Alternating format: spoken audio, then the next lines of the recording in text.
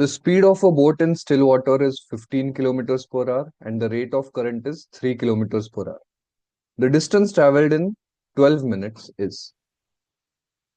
Now, in boats and streams, our basic assumption is A is the speed of swimmer or the ship in still water. B is the speed of the water body. So the upstream speed becomes A minus B, downstream speed becomes A plus B. Now, in this question, it is given speed of the boat in still water is 15 kilometers.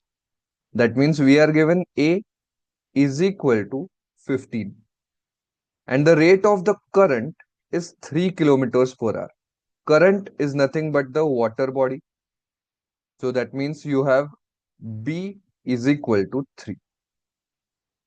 Now the distance traveled downstream in 12 minutes is.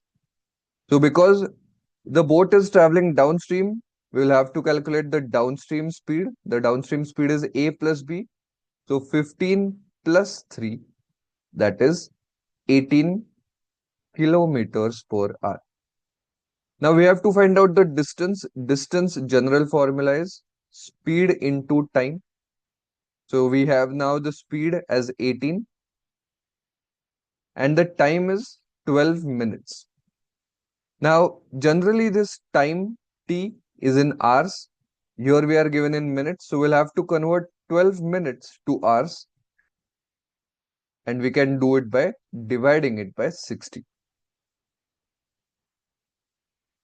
So therefore 18 into 12 upon 60.